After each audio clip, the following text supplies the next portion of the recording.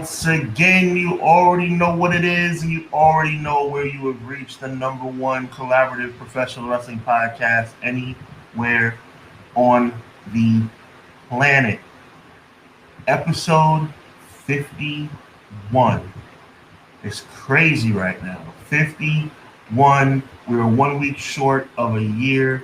That celebration will be next week. But as for this week, this moment, this time, this second, we want to welcome you to Clash of the Podcast. My name is Sean Hubbard, representing Hubbard Wrestling Weekly. My man to my immediate left is the one and only Conrad Cushman, representing Everything Pro Wrestling. And once again, collectively, as he shows up the guns, this is Clash of the Podcast. We're certainly happy to be with you on tonight. We already got people in the chat we'll have to give some shout outs to. But before we do that, we got to do this. Conrad, drop that thing.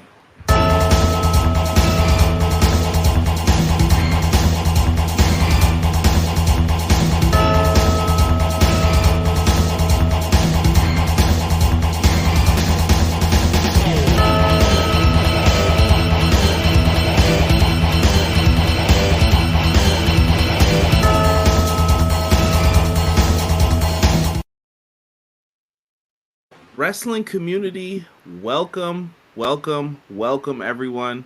Much appreciate all of you guys for joining us here for Clash of the Podcast. Happy to be here with y'all. Sean said it, man. 51 in a row. In a row. Yes. In a row. So, you know, have some mercy on us. All right, we've been doing this for a minute. Think about all the stuff that we have covered, and we'll probably get more into this last week, but we've covered the reign of Triple H. We thought Vince was gone. You even had the precursor, the test show for this show with our Vince McMahon comments. That one was actually a huge show for us. Yep. And all of that mess. And guess what? A year later, none of it means nothing because it was all a game. What do you know? But good content for content creators like us. Welcome everybody who is in here. We're going to give you guys your shout outs. We're going to get into some Impact and New Japan to kick things off on the show. I'm going to give a quick recap of Multiverse 2 United, for whom the bell tolls. But first, Sir Quills, always the first one. He is not being beaten on Mondays. Quilly. I just came up with that. Quilly. He says, what up, Conrad and Sean? Chat, it is Sir Quills, back for my favorite part of my Monday evening. Of course, I'm talking about yet another fire episode of Clash of the Podcast. Episode 51. Let's get into it. Appreciate it. Sir Quilly. I just came up with that, Quilly. Joel, welcome. He said, what is up, everyone? What is up, Joel? Hope things are well, my friend. Appreciate you, man. Ray Thompson. He says, can't wait for the first week of September. The GOAT returns on SmackDown. We have Payback on Saturday. That's not counter booking. And All Out on Sunday. Plus college football is back. All right, that's one plus. Football is back on the 26th. They're doing. I don't remember it being this early. I'm excited. Who's your college team? Weird, bro. It's weird. God rest his soul. My Uncle Brian, I love you. For whatever reason, he raised me up as a Notre Dame fan. I've wanted to stray away from that my whole life, but I love the green and gold. I've got a friend who went there, full ride too. Smart person. Big shout out to the homie for that. I don't think he even listens or watches wrestling, or at least anymore, at least. But full ride scholarship, happy for him. And my uncle's a big Notre Dame fan. I think they have a school somewhere in New York where my fam was from, and they always had like that logo and everything else. So that's his favorite college team. So I can relate, man. I can relate to that. It's like it's a fandom that I'm very ashamed of, but I can't shake it. It's like a bad cold. It's like you ever have a cold and it's mostly gone, but you still have a little sniffle. So it's like a guilty pleasure. That's what. Yeah, I can't stand it, but I live and die with that team every year. I respect it. Guy Will Gamble says, "Yerp, what's good, everybody? Find people that love you like Quebec loves Edge." Gamble gave me some great nuggets this week on Instagram. Me and Gamble were laughing on Instagram. Also, who has more moves in their arsenal named after them than Edge does?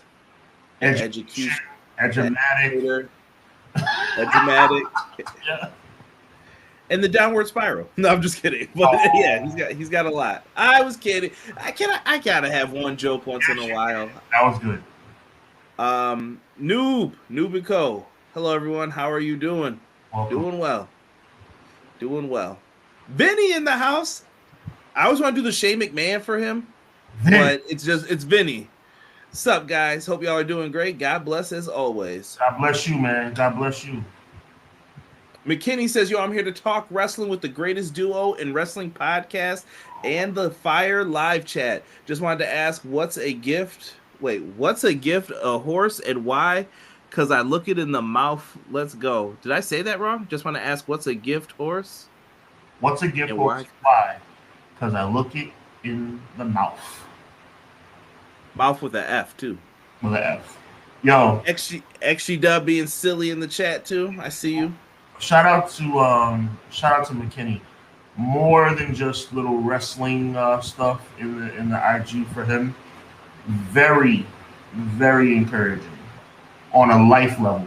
Very encouraging. Thank you, McKinney. I feel like we get different stuff on Instagram, man, because me and McKinney be laughing too. Just jokes all day. You know what? God makes no mistakes. For some reason, McKinney gives me nuggets. Gives me life nuggets. And I'm very appreciative. Okay. I And can't even do the man justice. Easy, faux, cheesy in the building. Matt Lopez always gives us a weekend shout out on Fridays. It's one of the things I look forward to. He says, hello, good evening, everyone. Excited for the best podcast to kick off this historic week. Man, historic. I'm about to be done. This is the kickoff to Conrad is about to get cooked. I'm about to be on this microphone more than anything for the next 2 weeks. That's what yes, man. Awesome. I'm happy to do it. So I can't have jokes now? Is that what's happening? I can't have jokes? Oh, there's only one funny man here. We got to decide who's funny man. It ain't me, because I have no sense of humor. You know Oh, y'all know how it is, man. Original Biggie says, good evening, EPW. Good evening, Sean. Good evening, chat. Let's get it. What up, Original Biggie? God bless you, man. Welcome. Jocelyn. Woo, new job, new hours, but make sure to wake up for Clash of the Podcast. Jocelyn, that's what I like to hear. If I was right there, I'd be like, up top. Wow, that's a high five right there. Fun fact, I am not ashamed to say that I'm still trying to grow my audience, and I appreciate all you guys that cross over to Hubbard Wrestling Weekly. August 31st, by the way, Thursday night. Make sure you check in. Jocelyn, my last live feed, first one in, last one to leave. Thank you, Jocelyn. Fine, y'all. He gonna be saying that when he got 1 million too. Don't believe people when that happens. Mouth to God's ears, brother. Original Biggie says that's right. It was a game. Whose goat is that? Yeah, that John Cena stuff. That John Cena talk crazy. Yo, Original Biggie, you a fool. Next weekend is Payback and All Out crazy. Oh, someone said West Virginia. Yeah, that's a party school. I knew a couple people who got to go to that school too, but they said that they just partied all the time. So if you ever hear your kids saying they're going there, rip up that application. It's a waste of money. Facts. I'm gonna leave that all. I'm just gonna, maybe you couldn't get out, maybe there was a typo. I'm just gonna assume that's what it was. I forgot Payback's on September 2nd. Matt, you know why? You know why? Because they haven't announced any matches. The same thing people got on AEW for, but I don't hear it for Payback. Counter booking. I'm just saying. It's not a big deal on either side to me, but I'm just saying, if you keep that same energy, if you were talking that stuff before, Touché. all I'm saying. Touché. Playing Penn State on the 2nd, so we won't be watching Payback live. Okay. Big college football fan. I respect it. I would watch my team over watching Payback, but Notre Dame plays at 2:30 in the afternoon. You know what? I love wrestling too much maybe it's because I'm from Buffalo and I've just been let down so many times by these teams and everything else that's happening. I don't know. Ain't nothing wrong with liking the Fighting Irish. Oh, thank you, Rose. I have some difficulty with the cult. Listen, everybody knows I'm for the culture, right? Shout out on HWW t-shirt. New store coming out soon. I had to shut the store down. Nothing bad. All good. Just a rebrand. But people in the culture love my people dearly. They don't understand how I can like Notre Dame. They're like, it's supposed to be Miami. It's supposed to be Alabama. It's supposed to be Florida State. It's supposed to be Clemson. And I'm like, yeah, I don't know. You doing just fine. Mm. Payback is September 2nd. I'm not wilding guy, Will Gamble. I'm keeping it a buck. Tokyo said, I'm here to bash WWE. Me too, Tokyo. Me too. He said, Oregon Ducks football, go Ducks. Yo. We're gonna be talking about the Ducks on this podcast too. Wow. Just stretching. Wow. You know, I never took you to be a shady individual, but that was a little breezy. Yeah, we'll get into it. Are the Young Bucks your favorite tag team? Matt Lopez, sorry y'all, that picture of Rikishi, tell the truth, everyone. Didn't it look a little like Conrad? First off, you ain't gonna disrespect me like that, all right?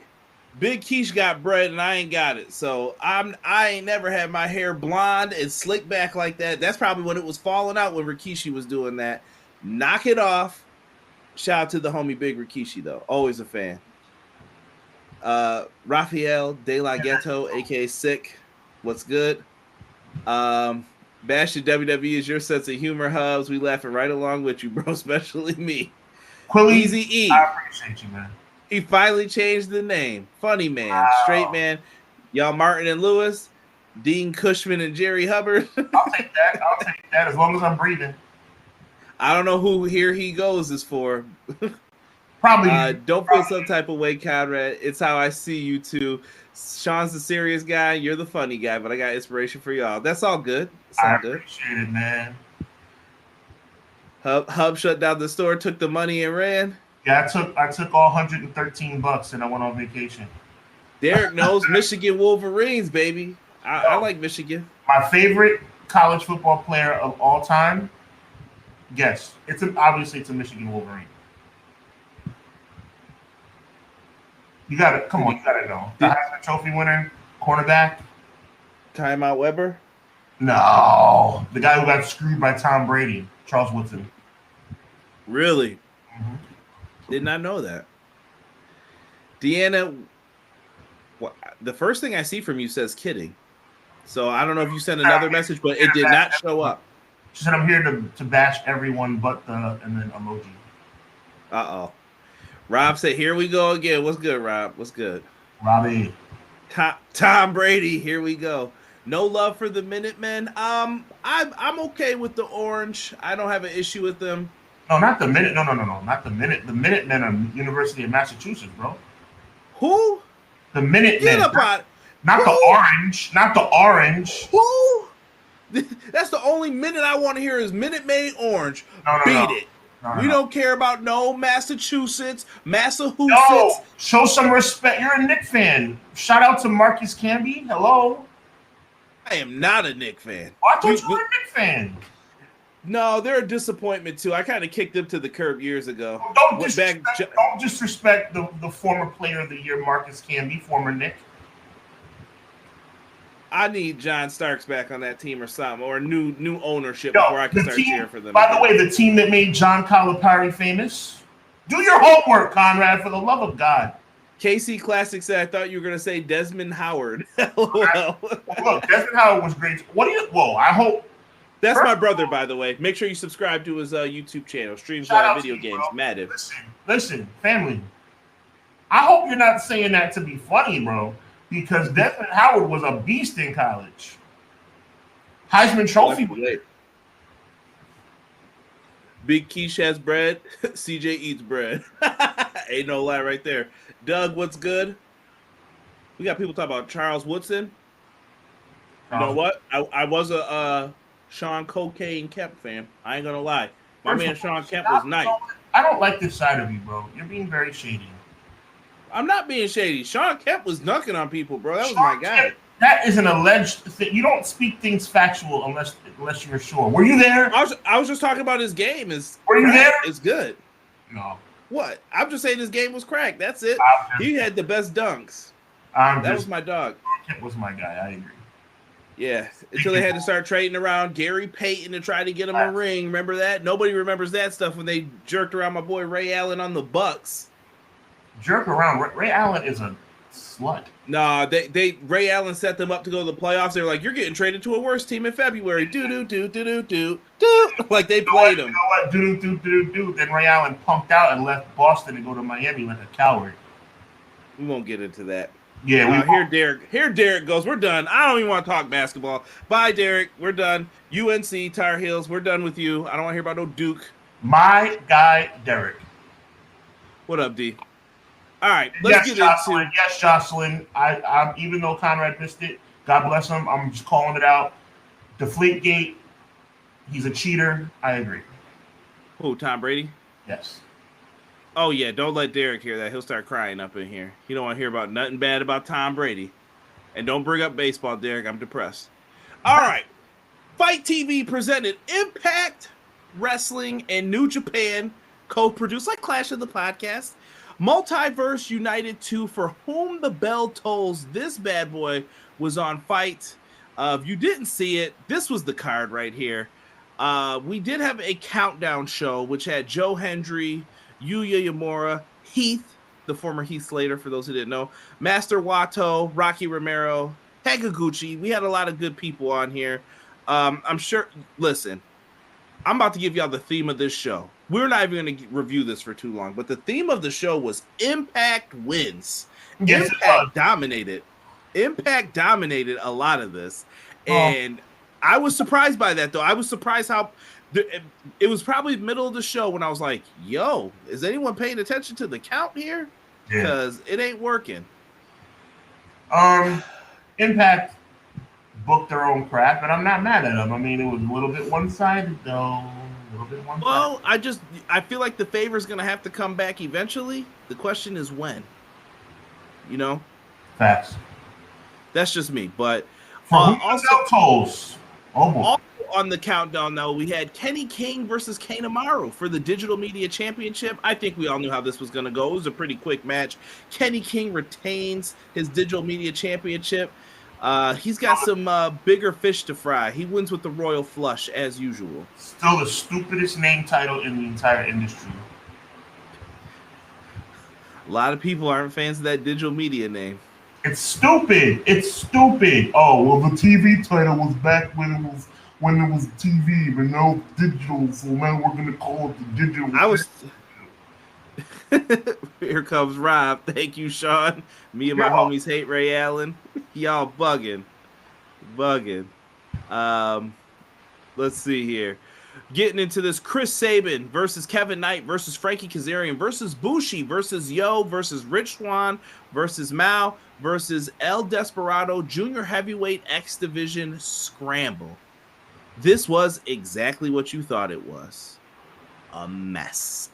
It was, and I don't mean that in a bad way. There's just a lot of people in the ring. If you're not used to that, you're gonna be like, yo, what is this? But they kind of booked it pretty well. Kept it short and sweet. In this matchup, Chris Sabin was able to win. Cradle shock on Yo. He gets the dub. I really wasn't too upset by this. This was a solid outing, though. It was fine. It looks like they're trying to set Sabin up to go up against Leo Rush once again. Once it's time, maybe. Hopefully. That's not bad booking. No, it's fine. And they've been trying to push the machine guns for it. So good for them. And here was my first shock of the night, Sean. Tag match. Zack Sabre Jr. representing the Mighty Don't Kneel, TMDK. He's like the leader of it now. And Shane Haste, you may recognize him from WWE. We won't even mention Retribution on here anymore. Moose and Eddie Edwards was who they faced off against. Now, Zack Sabre Jr. is the New Japan World Television Champion, Sean. How on earth did these guys get defeated? Like, they had Shane Haste take the pen. Moose and Eddie Edwards win. like I said, like you said accurately, the booking was a little bit dicey for me. I mean, I watched WWE. I used to watch WWE, so I know all about bad booking. Um, so I give this pay per view a pass. It wasn't hard booking, but a little bit questionable. You gotta know that the world is watching, and they had the whole world watching last night. And But Impact needed to look strong too, though. Like I said, people we talk about some of the people in the chat who say like, "Oh, Impact, Fooey." It's a mixed bag if you enjoy Impact or not. A lot of people enjoy New Japan though, and if they can work together and Impact looks strong, maybe you'll check it out. yeah, no doubt. Like I said, I don't think Impact's a bad show for people to watch. If you're ever bored on a Thursday, spend the $1, go on YouTube. It's worth it. You get 4 episodes of Impact for that month. Check it out. See if you like it. Give it a month. Check out the pay-per-view. See if you enjoy it. We had a 4-way for the New Japan Strong Women's Championship. That title is now held by Julia. Woo! And I know a lot of people are fans. Momo was in here. And then we have Giselle Shaw and Deonna Purrazzo. And Momo Kahogo, is the person who I'm referring to. I have to be specific on that because there are multiple people with that name. This was really good, really good. I was impressed by a lot of the things that happened. I know they had a rough spot for Giselle Shaw in here, and people gave her the "you effed up" chance, but you're in Philly. What do you expect? Philly's going to Philly, so they're going to do that. Deonna Purrazzo, I thought, looked great here. And Julia seems to have the eye of a lot of promoters recently. A momentum going for her. Yeah, Julia ends up getting the win with the Northern Lights bomb. And I was just like, pay attention to her. I feel like something's going to happen. I don't know if it's a match with maybe Mercedes. I don't know if it's a match in AEW. I don't know if it's a match in New Japan even. Mm-hmm. But she's going to have a big matchup coming up. And I think she's going to have the chance to prove, yeah, give me the bag. I'm in. It seems like she's getting some momentum on her. It seems like they're trying to put a little bit of a machine behind her. But the next move is always the most important. So. Right. Dowkey and Sami Callihan. This match got turned into a South Philadelphia street fight. Sami just came out, made the challenge. Dowkey just said, forget it. And once again, Sami Callihan wins this match. He does a Cactus Driver 97 through multiple chairs. Sami Callihan is bugging. I love him. I love him, bro. He is must-see TV, and he deserves a shot in the big leagues. But I think he takes unnecessary risks, but sometimes, didn't Mick Foley do that? Mick Foley made a career of that. Facts. I'm about to come back up to these comments, too, that I see in here.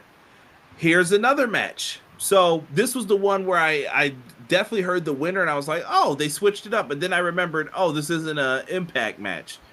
You had Catch-22, TJP, and Francisco Akira. If you haven't seen them, they're a pretty good junior heavyweight team versus TMDK, Robbie Eagles, and Fujita. And they went in here, and 10 minutes of a match, amazing. They definitely get the double knee strikes on Fujita to get the dub. I was impressed by this. That's all I can say. TJP and Akira have been great junior heavyweight tag team champs.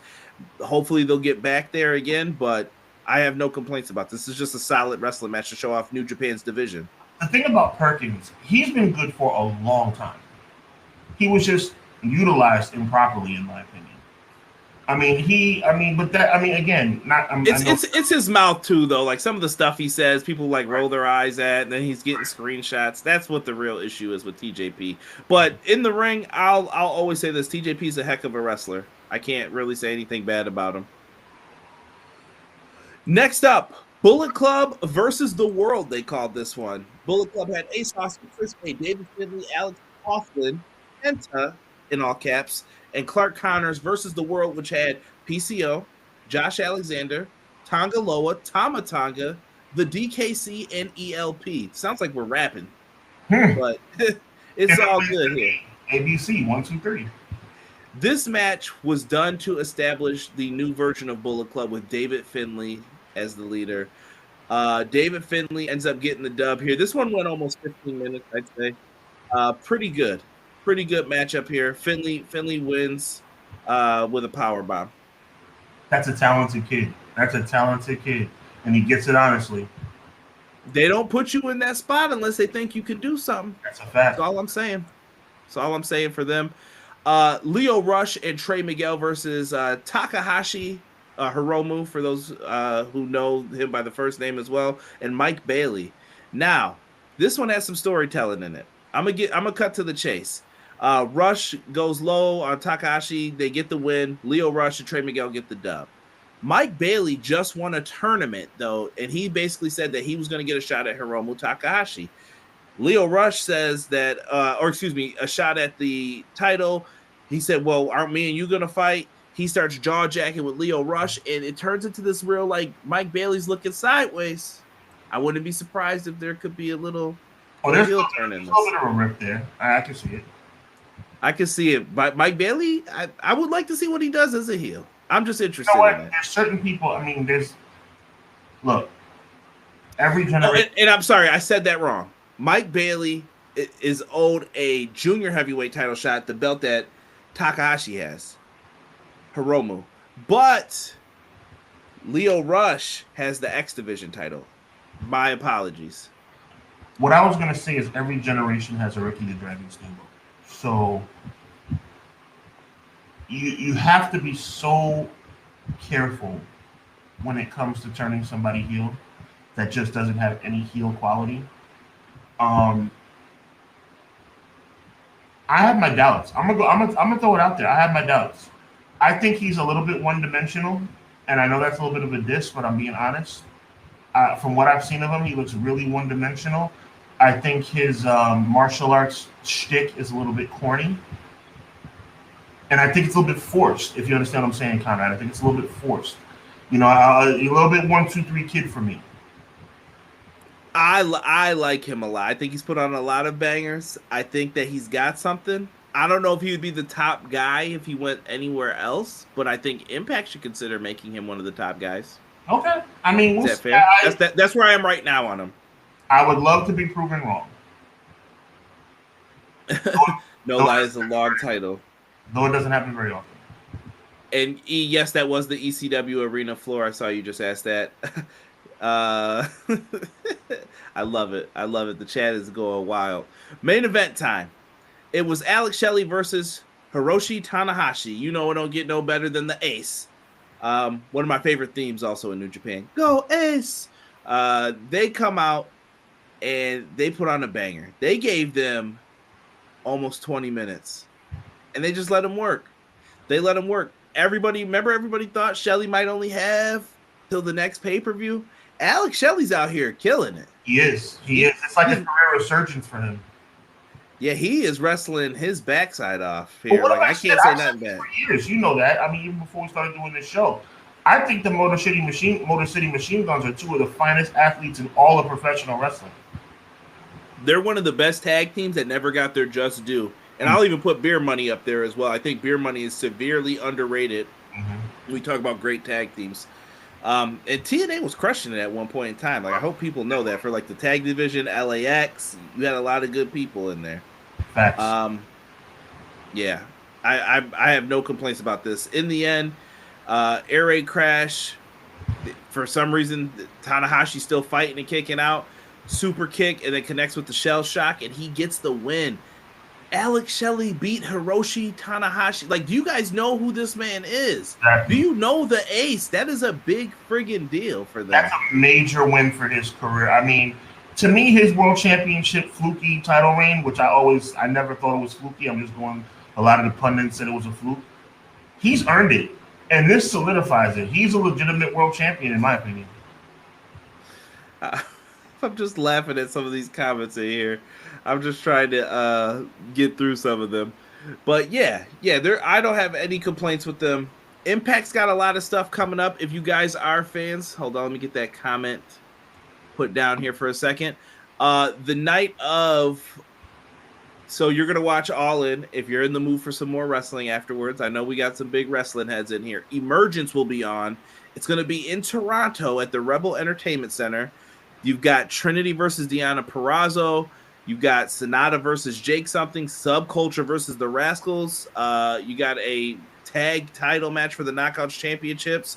You've got Kenny King versus Johnny Swinger. Please let Johnny Swinger win just so I could laugh. You've got a lot of stuff happening. You got Time Machine and Josh Alexander teaming up against Bully Ray, Moose, Leo Rush.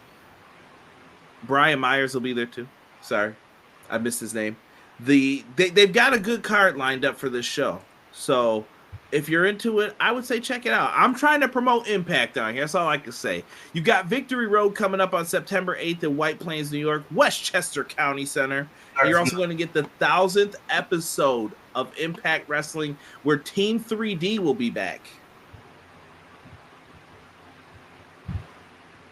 What's wrong? Why are you looking like that about Team 3D?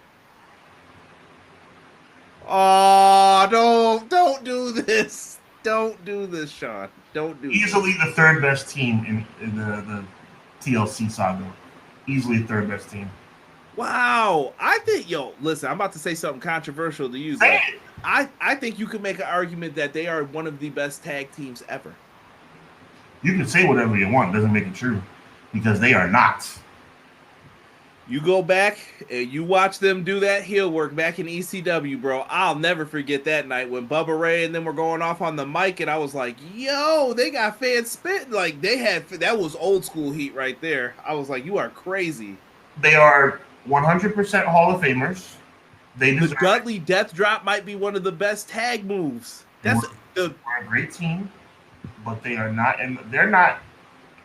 The Dudley Boys, they're not cracking my top 7. They're not cracking my top 7. I can name 7 tag teams historically right now. Let's go. Let's go. I want to hear it. I'm challenging people to this garbage. Okay.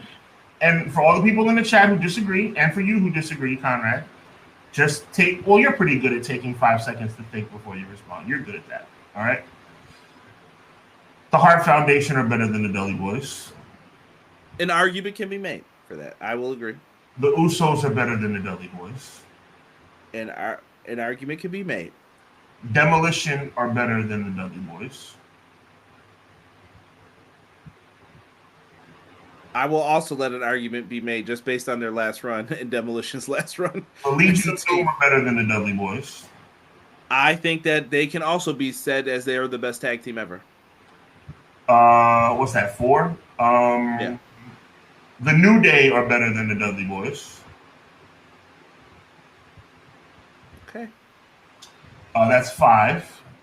The Hardy Boys are better than the Dudley Boys. And that's 6. And I could say Edge and Christian, but I'll be fit, because that's just easy to say Edge and Christian. And all right, that's 6. But I can come up with another one. Give me 10 seconds. Because Edge and Christian, I think, are better, but I'm not going to go there. Oh, the Harlem Heat are better than the Dudley Boys. Okay, you put some good names up there. So that's 7. I want to look at some accolades because the Dudley's accolades are crazy when you sit and look at them. IWGP, WWF, WCW, ECW. I mean, I guess if you want to count WCW, I know that was that. But now that I have the list in my head fluently, undoubtedly the Hart Foundation. To me, undoubtedly Harlem Heat. The New Day. The only one on my list I think might be questionable is the New Day. I think Harlem Heat. Well, see, Harlem Heat's good. Harlem Heat messed up too, though. Towards the end, I hated their booking. I just watched 99 WCW, so maybe this is why it's in my head. Midnight, all that. Terrible. Whoever booked that stuff. Right. I hear you. I'm surprised a lot of people. Six said you were spitting until you said New Day. I don't think New Day's bad. I think New Day's a great team, but maybe it's because they're a trio. Shout out to Rafael Delgado. If you want to take out New Day, then you have. I mean, I don't want to say it because it's so easy to go TLC. It's just so easy. But Edge and Christian are better than the Dudley Boys. Ooh, Joel said Harlem Heat. Booker had a better singles run. I will not say that over their tag run. I wouldn't say that. No. I actually, I'm about to say something controversial to get into the next topic. Thank you Let's for transitioning to this. Edge and Christian. So when we talk about, me and Sean have had these debates over the years. Mm-hmm. Check out the 6-pack. When we had all these discussions about who's the best tag team, what's the best thing. Edge and Christian are a better tag team than Edge's singles career. I think I can say that in my heart of hearts, and I don't feel any type of way about it. Now, I know someone's about to get mad at me about Edge, and I'm going to let y'all know. I do have a slight edge. I have a slight bias towards Edge because I will never forgive him for what he did to Matt Hardy and Lita. That's unforgivable. Like, I just look at him, I'm always just like, oh, I used to like you, bro. Why'd you do that? Why'd you do that? I know it takes two to tango, and maybe she was unhappy, and they were married, but that's your boy, though. You said that was your boy, and you did that to him. Right. So they tried, man. They tried. I got to call out my brother McKinney, man. Oh, right on. We're thinking the same thing. No way, bro. Team 3D or the Dudley Boys are top 5 easy? No. Listen, respect you. You know, respect you. The Hart Foundation, I'm going to go over it again. The Hart Foundation are clearly better than the Dudley Boys. I'm drawing a blank all of a sudden. The Usos are better than the Dudley Boys. Okay? I'm saying it. Demolition is better than the Dudley Boys. Let me ask this. What makes the Usos so great, though, besides tag runs? Like, honestly. I'm asking that. What we're talking about. No, I'm just talking about, like, don't just say, like, they're 17-time champions. What about the Usos, though, you're like, this is why they're a legendary tag team? I know they've had the great battles with the New Day. And that's a really good question. And I'm going to say something to you I'm going to tell you right now, somebody who's educated and somebody who's smart, you're going to have to take 5 seconds. You're going to have to take 15 seconds to think about this. But when you do, and when you let it set into your brain, it's going to make sense. You ready? The Usos are the most charismatic tag team I've ever seen. The Usos are off the rails when it comes to charisma. Now, when you match up their A+ charisma with their A+ ring work, bro, the Usos are unbelievable, bro. The only reason I would not give them the nod over the Hart Foundation. I'm laughing at E. Just ignore it. Ignore it. I shouldn't have read it. Yo, E, you're off the rails, bro. The only reason I'm not giving the Hart Foundation, the Usos the edge over the Hart Foundation is because the Hart Foundation, to me, historical significance mattered, and they went up against some of the greatest tag teams to ever. When you're in the land of the Giants, and when I say the land of the Giants, I mean tag team historically, like the Rockers and the Natural Disasters and Demolition, and these teams are just historically significant. The Powers of Pain, the Hart Foundation were head and shoulders above the rest, right? So then you got to take Demolition into consideration. Before the New Day and the Usos, they were the longest reigning tag team champions forever. I don't know, man. The Dudley Boys just don't resonate with me. They were really good. They're top 10. But to me, it's like, I don't know, bro. Harlem Heat's better than the Dudley Boys, bro. I'm telling you that. Hardy Boys are better. I mean, Hardy Boys. And the Hardy Boys too, but the Harlem Heat is better than the Dudley Boys. Sean, I might encourage you to go check that ECW stuff out. I'm telling you, bro, that stuff was really good. They were main event and pay-per-view sometimes. I just watched one from Buffalo last night. Me and Robert just chilling. We just threw it on in the background. Bro, I was watching. I'm like, the world title was in the middle of the card. And the main event was like they had like a trios match main event.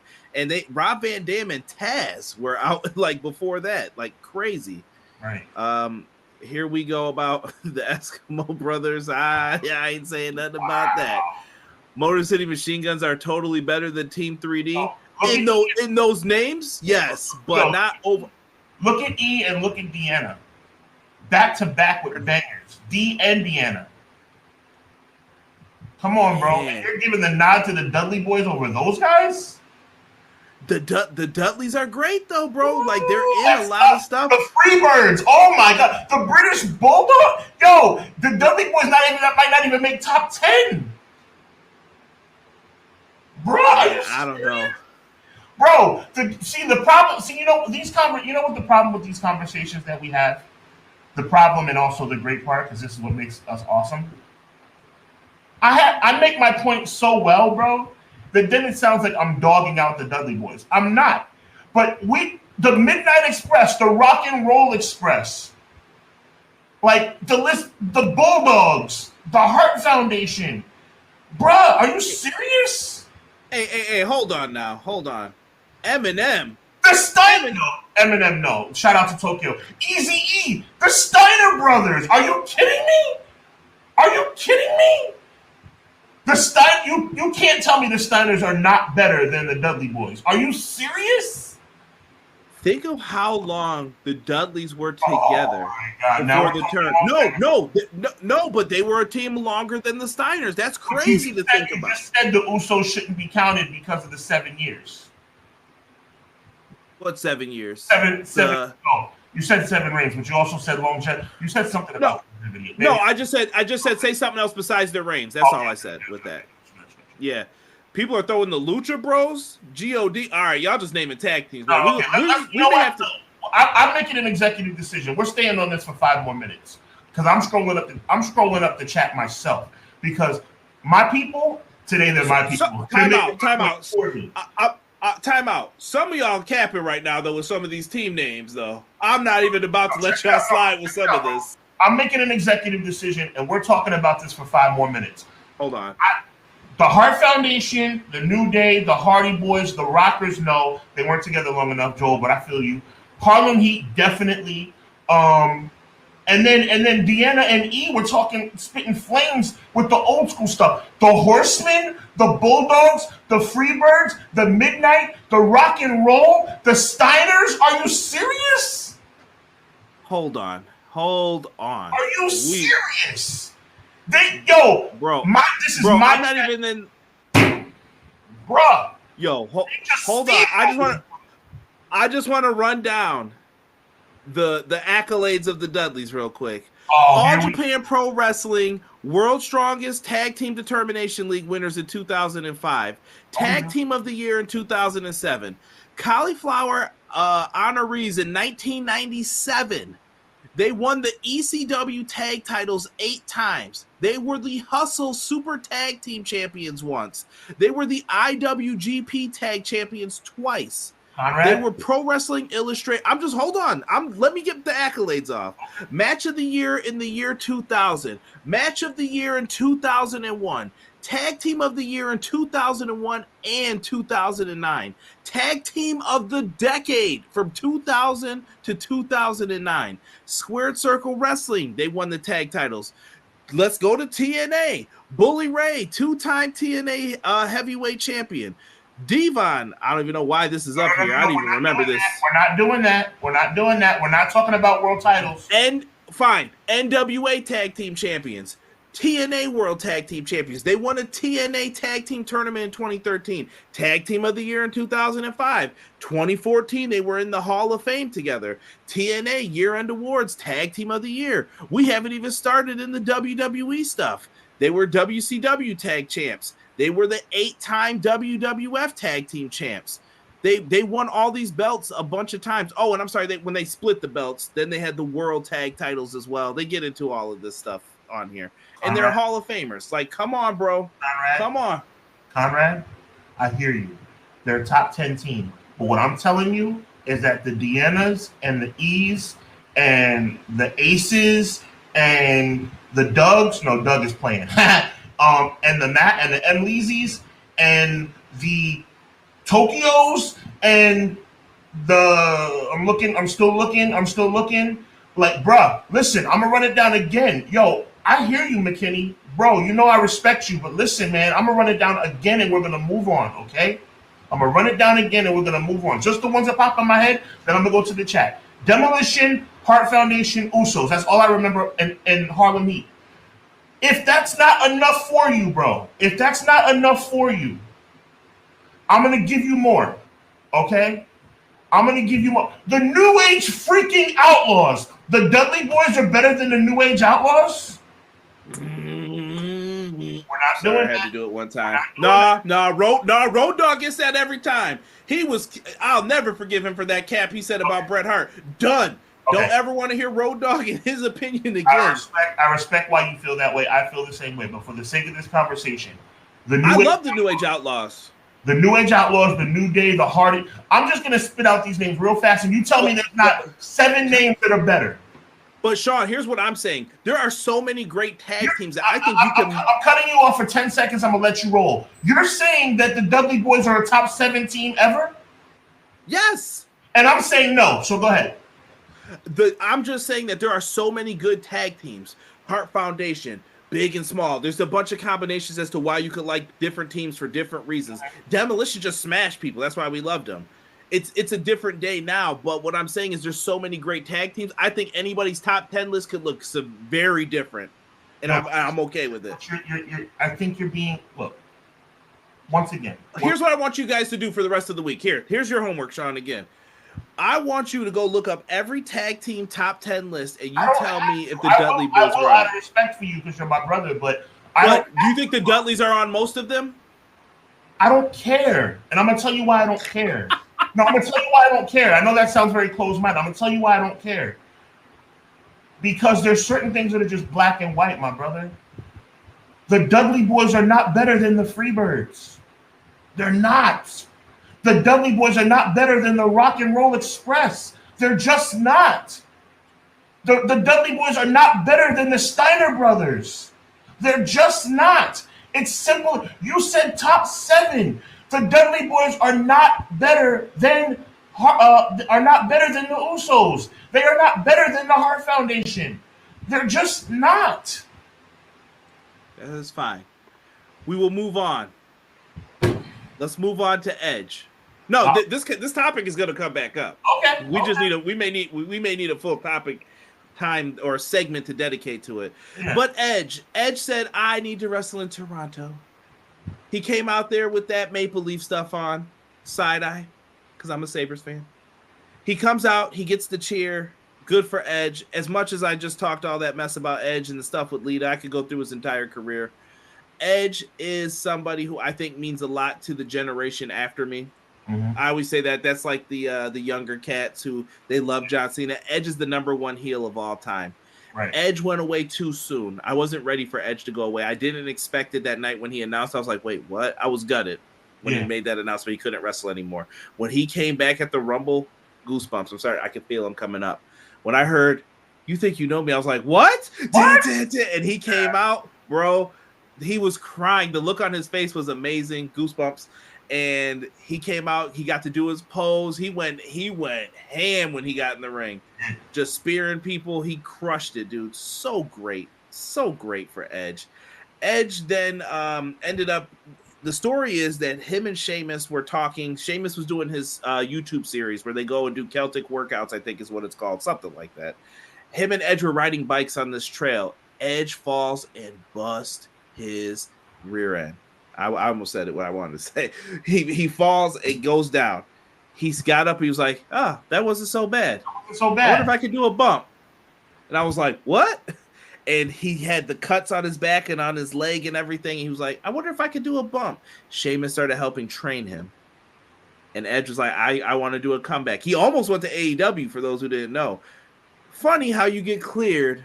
Let me not start that. Because oh my God. I'm just saying there's multiple people. They can't get cleared. You can't get cleared. Then all of a sudden, Tony Khan called. You're good to go. You're going to work for me if you're going to work for anybody. Exactly. Gomez McMahon. So they go out. They do their thing. Edge has been on an incredible run for the last 3 years. I'm happy for the dude. He gets the big win over Sheamus. Is this Edge's retirement? This could be a short segment, Sean. Yeah. Edge's retirement. Is it real? Is it something that you guys want to see? Does Edge have room to come back and do another run in WWE? He's not going to be at All In. I'm cutting that off right now. His contract is through September, it says. So I don't expect to see him at All In. So I just want people to keep their expectations in check. But Could Edge go to AEW? Does it make sense for him and Christian to end it together? Do they have one last match with the Hardys? Do they try? I don't think Tony Khan likes Bully Ray, but I don't know if they could do one more TLC match. Do they throw another team in there? Do they want to mix it up with FTR? What do you think of all the possibilities for Edge? And you can kind of even reflect on Edge. Yeah, I think it's a plethora of things that you just mentioned very accurately. I think the long and short of it is, I think the answer is no. I don't think that's his last match ever. I think he will find a way to get back by WrestleMania, and I think WrestleMania will be it. I think that he's going to wrestle at WrestleMania in Philly, and I think that'll be the last time that he wrestles. I don't see him in AEW. I don't know what Christian's contract situation is in AEW, but I don't know if he'll be able to come back in time if he wanted to. But either way, I don't think Edge is going to chase his moment. I think Edge's moment is right here in WWE, and I think he's going to get it at WrestleMania. I think it'll be a retirement match, and I think it'll be great. I think it's going to be one of those things where it'll be a situation where he goes out like Ric Flair in 2008, but instead of... Who does he give it to, though? Who gives him that retirement match? Do you see somebody right now? I can see John Cena giving it to him. I can see John Cena figuring out how to come back for one more, and because he and Edge are so close that they can make it work. Brock Lesnar, I don't think would be appropriate. But I think, honestly, that is my prediction. I'm going to throw it out there. I'm going to say Edge and Cena at 40. That's my prediction. And I think that'll be it. Vinny asked a great question. Where does Edge rank all time? I think Edge is top 20, maybe 30 even. I'd have to really sit and put people down, but I think Edge might be top 20, top 30. Edge is top 30 without a question, without a blink of an eye. And he's borderline top 20. Yeah, I'll agree on that. Celtic Warrior workouts. Thank you, Quills. Does Christian know if Edge is a father? I don't know. No, Christian will go ham on Edge. Edge Royal Rumble is the top ever. Yeah, that was a great moment for him. It was a great moment. Money in the Bank, first cash in, bro. Hands over the briefcase to Mr. McMahon, because we didn't understand how it worked at that time, but amazing. I liked what they did with that.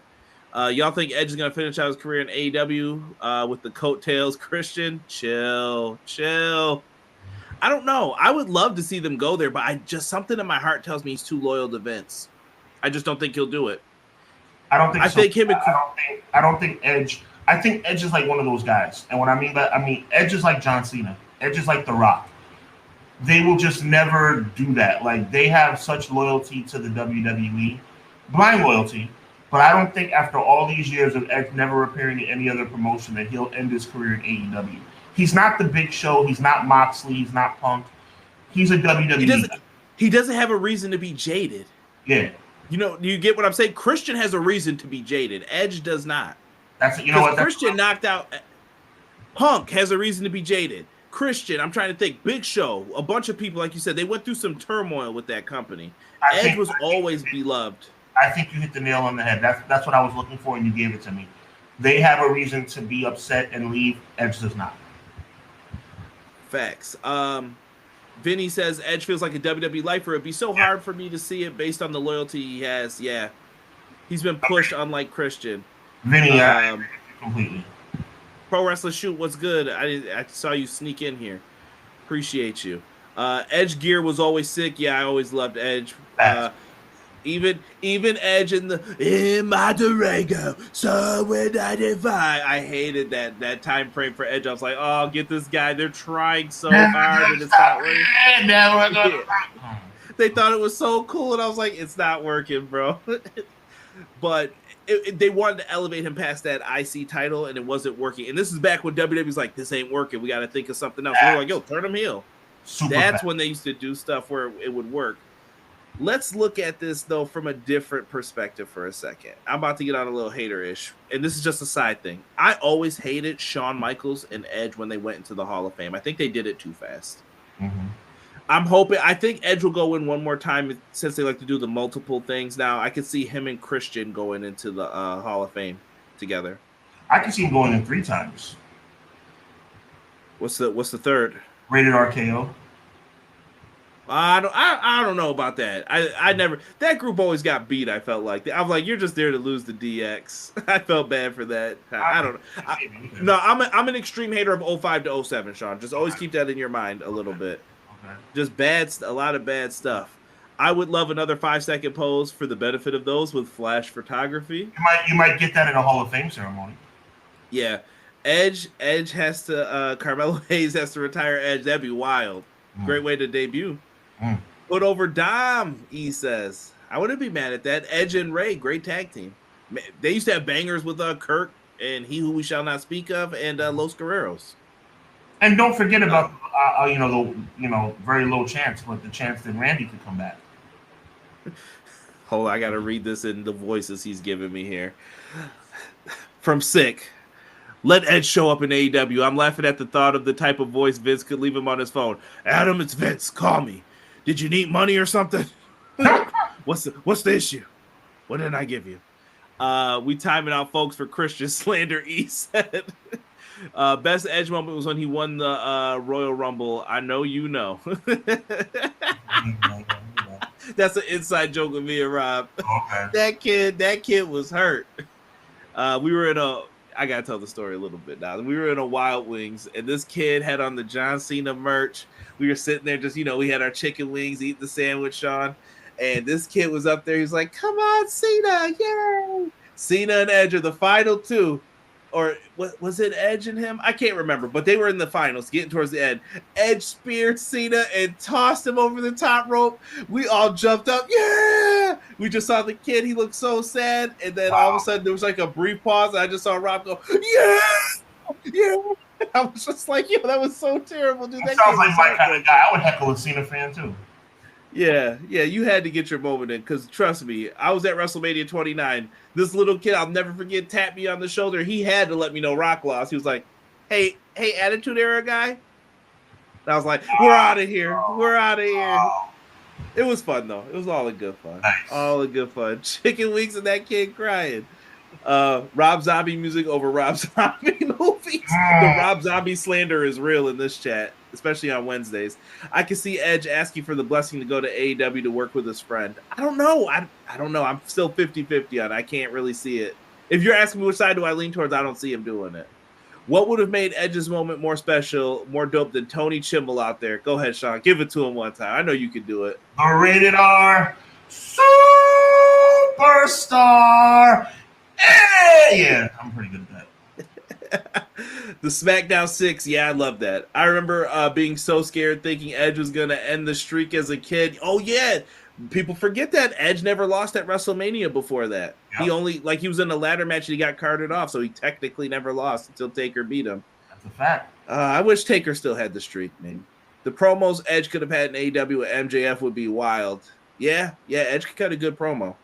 Edge versus Taker, Edge versus Cena feud was epic. Edge versus CM Punk again. You never know. You also have to remember that some of these guys, not Punk, but some of these guys could return to WWE, so it's not like it's out of the question. I don't think that's out of the question either. I think they would do it if they knew it would hurt the other side. Now, that's where we're at with this. If it hurts the other side, do it. Go ahead. Right. Keep your news stories, people. We're going to get into some of that here in a second. We're going to talk little all in. I'm going to get a bunch of stuff in here. Yo, chill, E. What? The match card's set, bro. What's the issue? What are you doing? You don't have to prove anything anymore, Sean. It's fine. You know it was you. It's not a big deal, bro. I know people don't like the Union Jack. I didn't make the picture. It looks pretty, though. AEW All In. Oh, by the way, hold on. Let me run through these. Before we get into this, let's get into some other quick news. Yes, John Cena will be back. He's going to appear on SmackDown September 1st and at WWE Superstar Spectacle in India on September 8th. I do the eye roll again for the camera. Who cares? Now you sound like Derek. That's the spirit. Real quick, let's talk ticket sales for a second because I want to make this known. And I'm going to say something good about WWE here. WrestleMania in Philadelphia, they have sold 90,000 tickets. So 45 and 45 for both the days. All right? That's not a small feat. That is a good thing for them to do. I want that to be on record. Good for WWE. Now, when they're shouting out these records and things, I want people to remember it is 2 nights. I hate when they do like we had more viewers on social media than the Super Bowl. Chill with that. Real quick. Exactly, I agree. Yeah. But it's just some of those weird things that they do. But just remember how they're doing the math for all of this stuff. All right, 2 nights, Philadelphia. It's going down. Is this going to be a great show? I don't know. I don't know what the matches are because with the roster they have, I feel like they need to start chopping it up a little differently. A lot of the matches are, you've done this, you've played your hand on this, give me something else. But I don't think the fans are tired of it just yet. It's going to be interesting for that, and I'm happy for them. I don't know if you have any thoughts on the WrestleMania ticket sales. I mean, it's 2 days. I mean, don't insult my intelligence. They did well, but it's 2 days. So, like, let's be real, and that's pretty much it. But this is also good, though, for people who said wrestling is dying, nobody wants to watch this anymore, blah, blah, blah. It seems like there's a resurgence a little bit. It's a resurgence. People are interested, but again, don't manipulate the situation. Now, did you see Brian Gewirt's quote today? Yeah, I see it. Is it so? Are we back on this again? Is this as hot as the Attitude Era? No. Okay. I just wanted to make sure. First of all, I've said it before and I'll say it again. WWE has one major storyline right now. One. And it's holding on by the skin of its teeth. The Attitude Era, the show was popping from the opening bell to the close. Don't even fix your lips, whoever you are, to say that it's not even close, bro. Stop. I mean, it's different too, though. Like, it's just, I don't know, the way that they have all the stuff set up. Everybody was like on fire back then, and we haven't gotten to that point to where that translates yet on the roster scheme of things. But maybe Val Venus versus D'Lo was popping, bro. You know what I'm saying? SummerSlam '98. I remember. You know what I'm saying? So it's like, come on now, like we didn't have to wait till. Can I get raunchy? Can I get raunchy? I need the blessing to get raunchy. I gotta say the line. Sure. Hello, ladies. You know the Big Valboski came to the Big Apple. I came, I saw, then I came again. Yeah, that was a great one. We like him. That was one of my favorite ones ever as a kid. I've ever heard, bro. This dude was like, happy holidays. He was like, listen, ladies, my right leg is Christmas and my left leg. All right. No. I'm just saying, that dude was outrageous. But my point is, though, at the end of the day, everything from like opening contest to the end, this is not even close. The weekend after whatever, Money in the Bank, whatever it was, they had to keep the Bloodline on TV for 45 minutes, bro. 45 minutes the Bloodline were on television. That's how crappy WWE is. Hey, man, they were, them ratings stayed, I bet, though. I mean, because the Bloodline is popping, but that's the only thing they got going right now. Hey, let me see here. Vinny said, he said Cody's storyline ain't popping. Attitude Era had Taker, Rock, Austin, Triple H, Mankind, Angle. So much star power this era only has Roman. Exactly, yeah. No. But Deanna said, no, it's different. Good, way more overall wrestling. That is true. Yeah, in the Attitude Era, Russo, you give Russo his credit for his storylines, but at the same token, you didn't get that. I love this. Somebody wrote, hello, ladies. Never forget Kai and Tai and Yamaguchi-san's storyline where they had to chop Val Venus. I'll never forget watching that. I was like, bro, I went to bed that night, like, turn this off. Listen, it was corny, but even that was funny. Yeah. They were bugging, bro. They were bugging going off TV like that. They chopped the salami or whatever. They were tripping doing that stuff back then. Attitude Era and WWF will always be the greatest era in WWE. No ifs, ands, or buts about it. No debating. That's a fact, Wills. That's a fact, Wills. Tokyo said you don't love the Judgment Day. It's all right. It's good. I don't love the Judgment Day. I like the Judgment Day. Same. Choppy.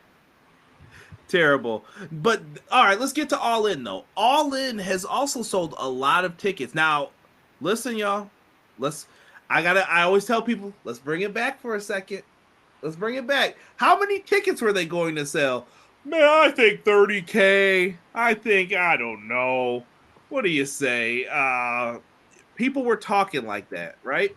Go back in the archives. How many tickets did I say they were going to sell?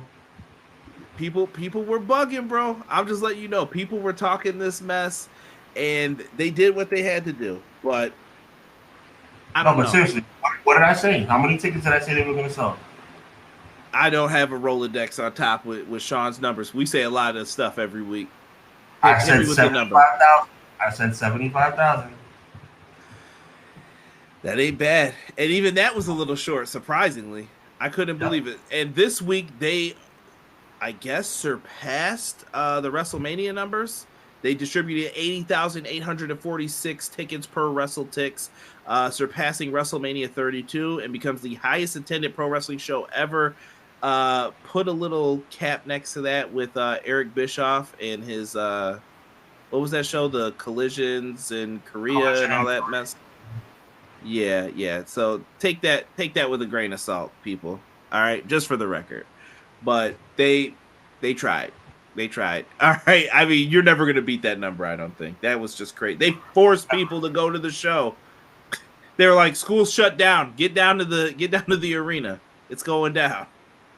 So that was just something different. So good for them. Let's talk All In here for a second. All right. I think, Sean, if you want, you can give predictions on this. I know we're going to do it on Wednesday, so I'll kind of bite my tongue for now. But that's 0 cool. hour. Well, I'm gonna say that during the 0 hour, this is when the turn's gonna happen. I don't think that they're gonna. Well, actually, as I say that out loud, I don't know. They're not gonna win the Ring of Honor Tag Team Championship. They're not. It would be dope, but I don't think they will. So the turn can happen then, but it'd probably be in the main event. But either way, they're not gonna win. You know, the Aussie Open is gonna retain their titles. Yeah, I can see that. I don't know though. They did something that scares me. Anytime a tag team gets a lot of defenses in real quick, usually spells disaster for them. So I don't know. I don't know what that means, and maybe that's a little foolery for us, but we'll see what happens with it. Maybe this is how they keep them linked together without them being linked together, if that makes sense. No, that makes sense. So yeah, I don't know how to feel about that one.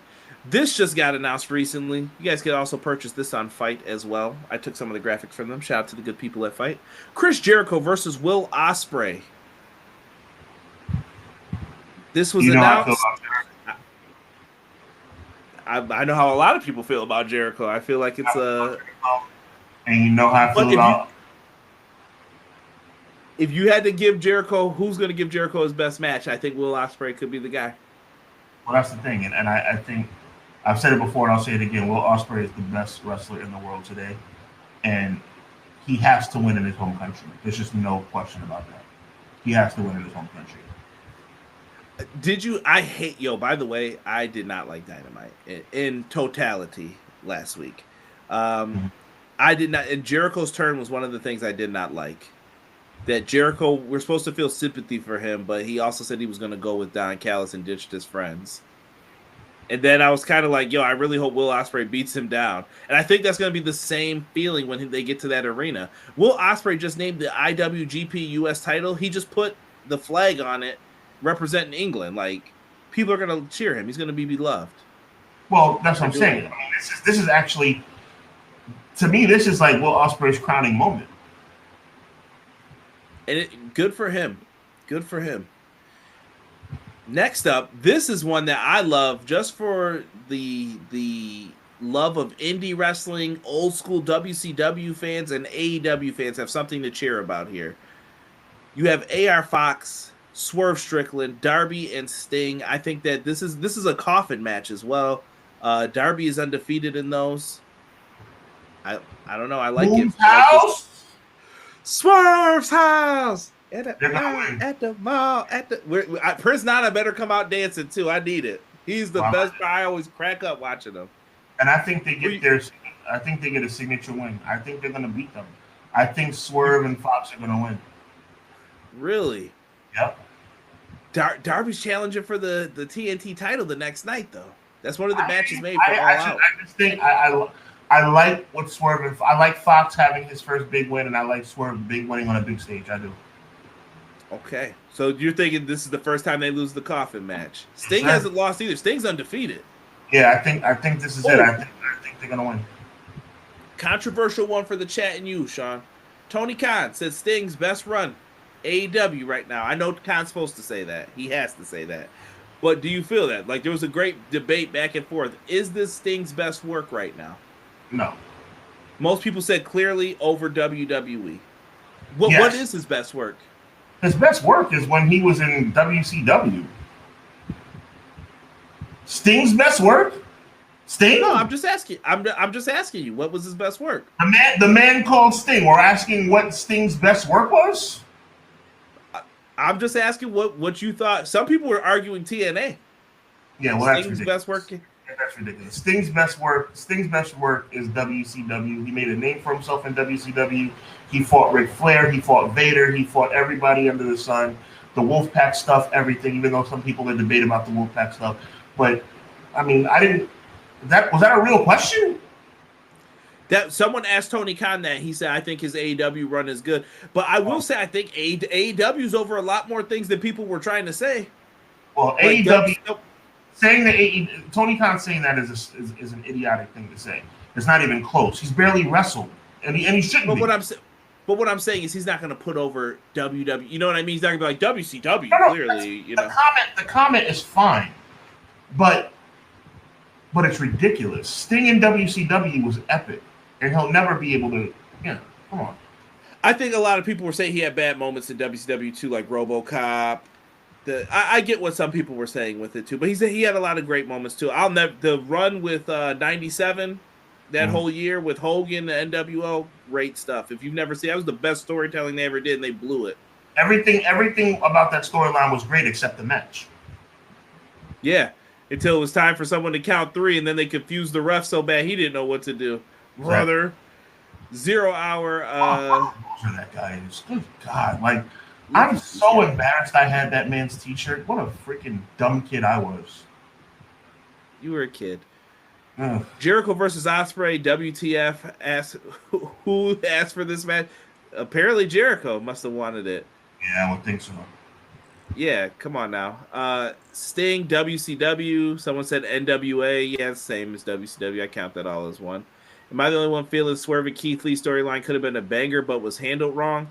No, I agree with that, Sick. That match should be on one of these. I got a controversial one. Go ahead. Keith Lee, overrated. Wow. I think he's really good. I don't know. Maybe do you feel that way after he came back from being sick when he was out for a while? He had like that health scare. And he's been bothering me. I mean, thank God he's healthy, but I'm talking about strictly from a storyline perspective. From the Bearcat to AEW to the tag team stuff to going gray. I don't know what he's doing. It's very confusing. Love it. You leave Chris Jericho alone. I see your comments in there.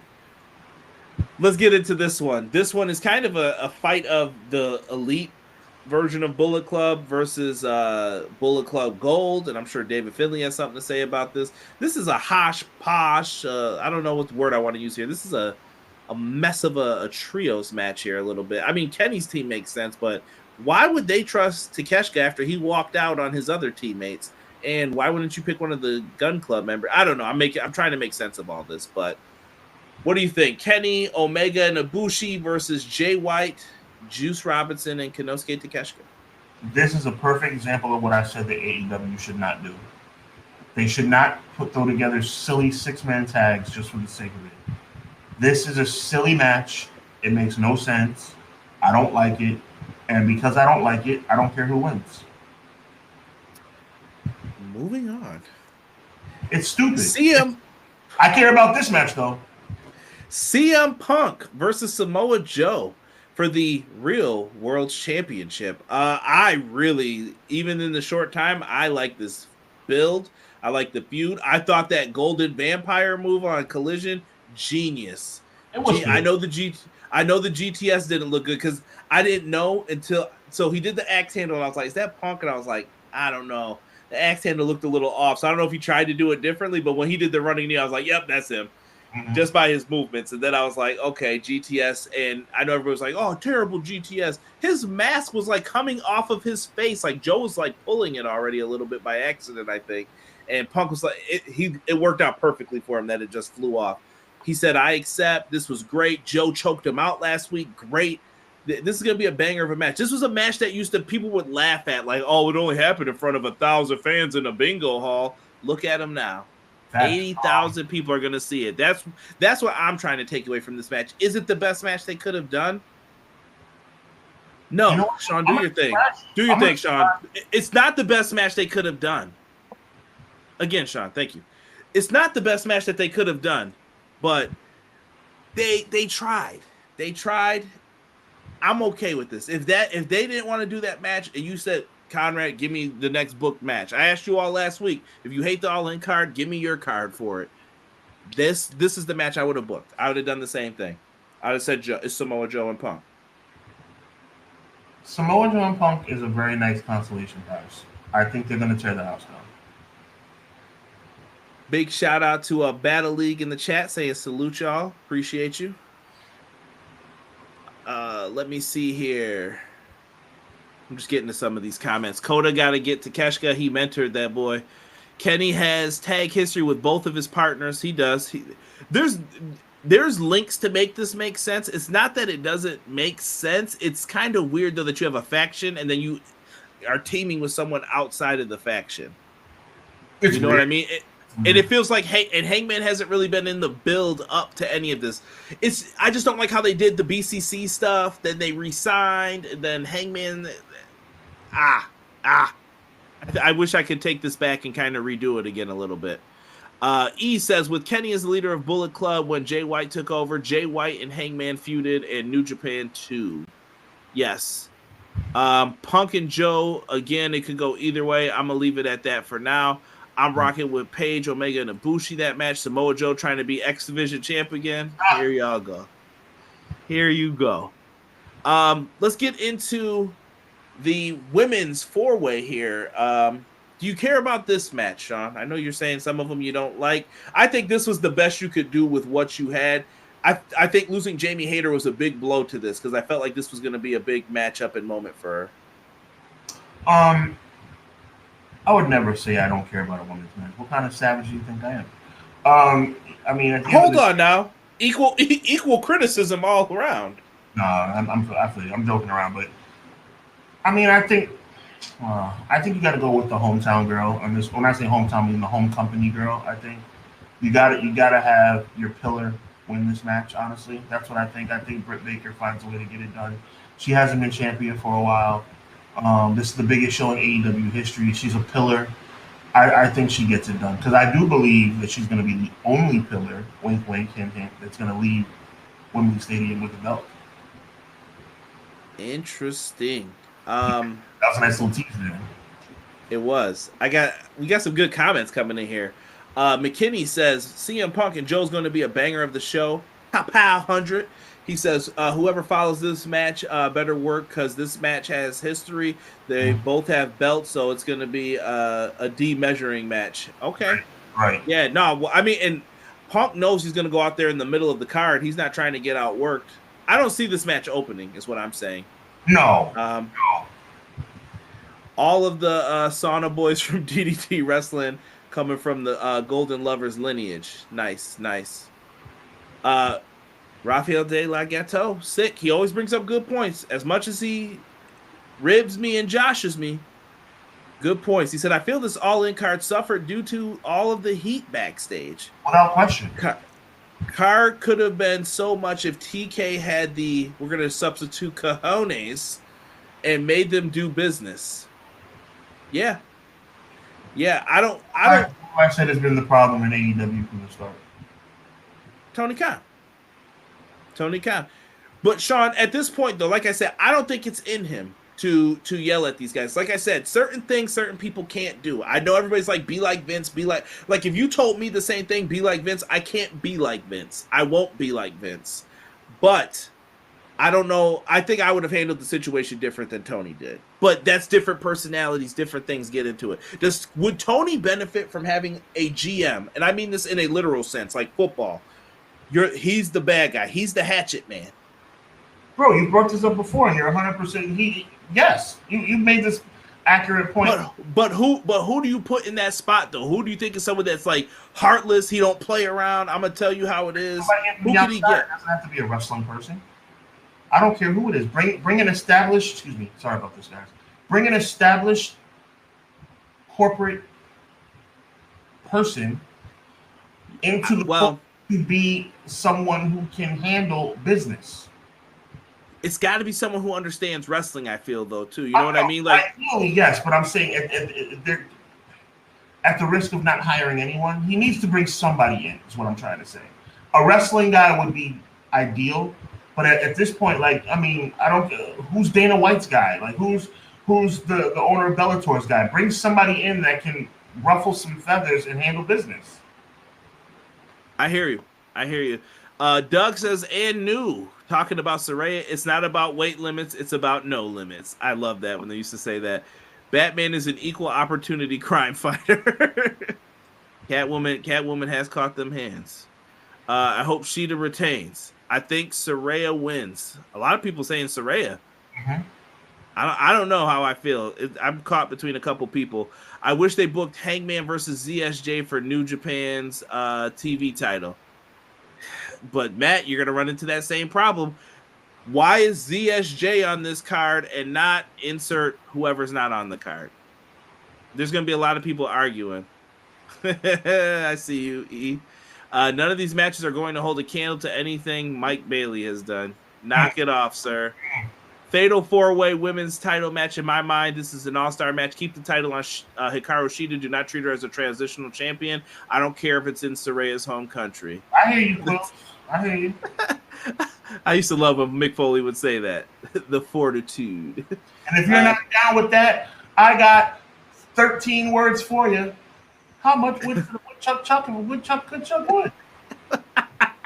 I was waiting for the cheap pop for you after you started saying it. Yeah. SummerSlam 98, guys.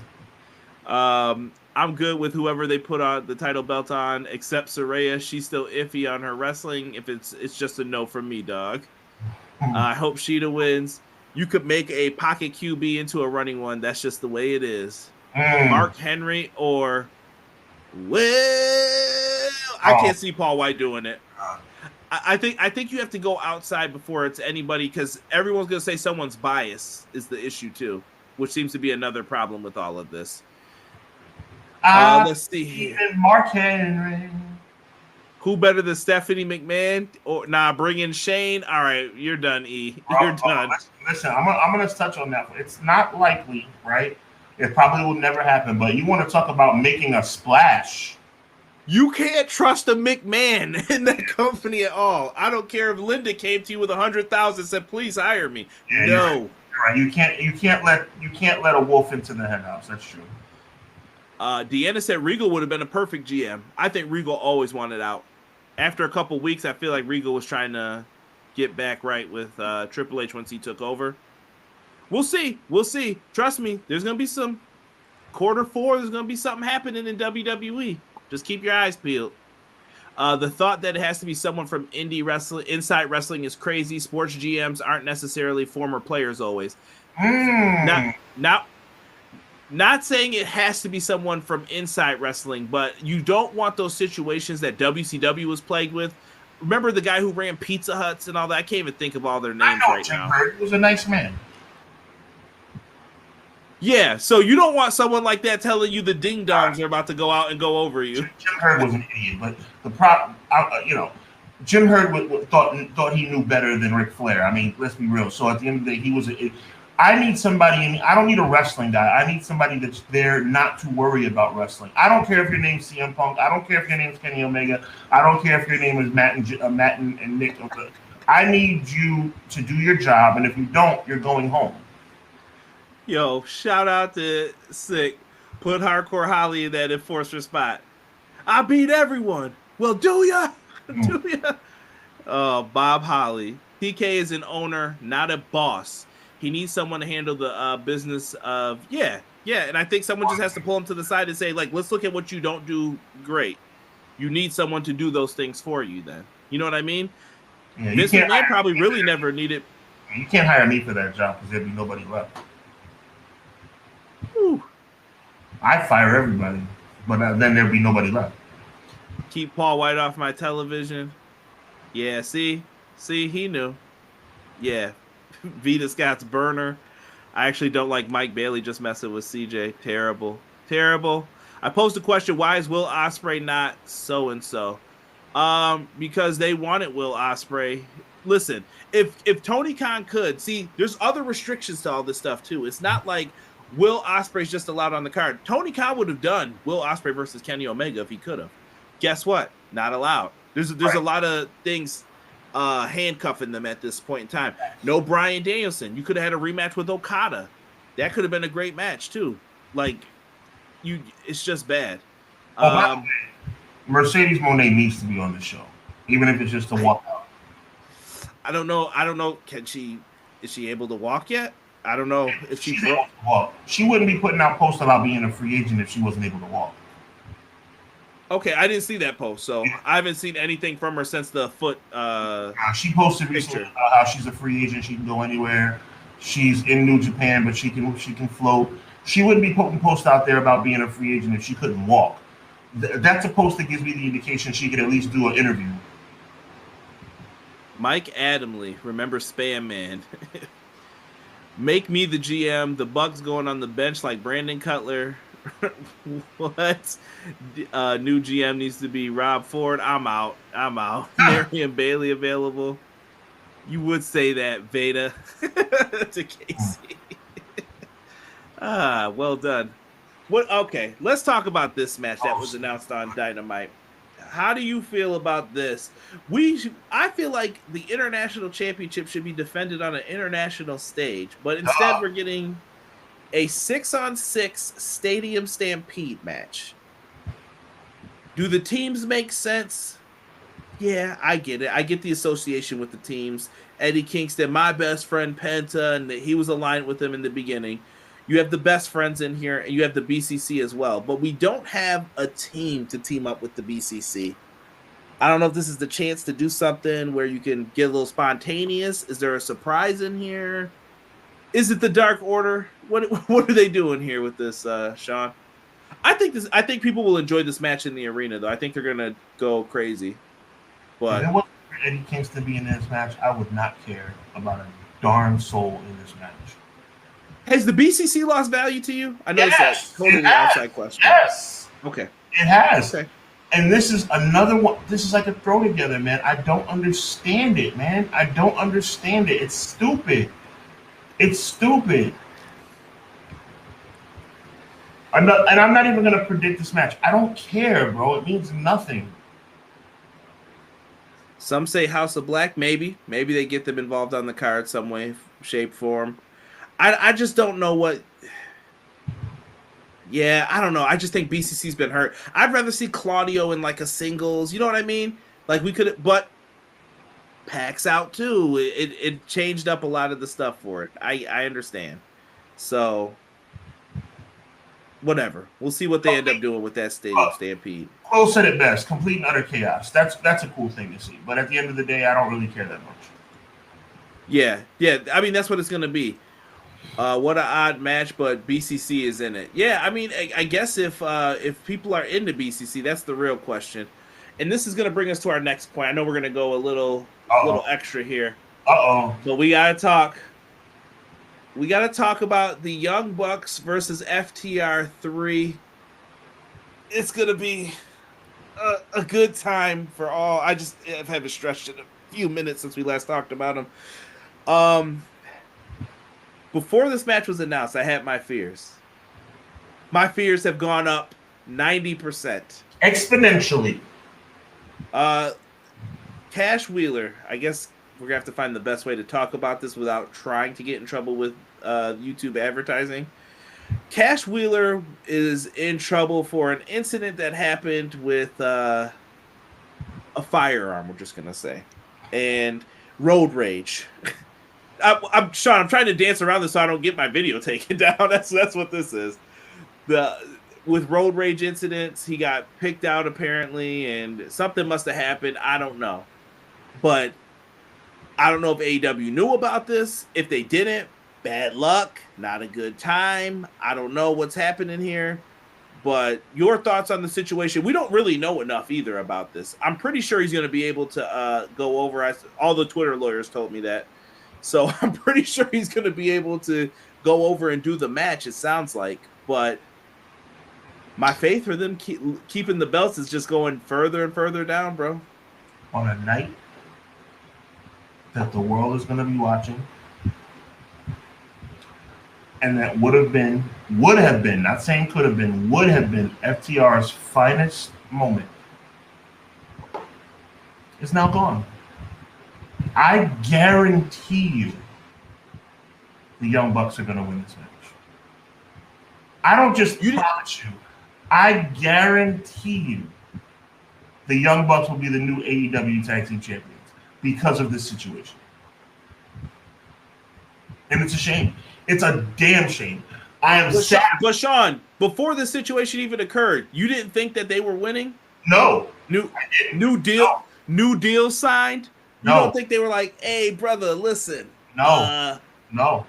I think this is going to be FTR. I think FTR and the Bucks were going to semi-main event. We're going to co-main event, and that they were going to win. I don't believe it, bro. It doesn't matter now because they're certainly not going to win now. Yeah, but they avoided that third match when they had the chance to. Like I said, they could have did this before, and they were like, nah, not right now. Let's switch the belts to a random team. We don't do enough randomness. Like, I can see the booking meeting. We don't do enough randomness on the show. Let's have them win. Why not? That'd be cool, right, Tony? I feel you. Yeah, so that's how I feel it went down with it. Yeah, but it doesn't matter. FTR is definitely losing now.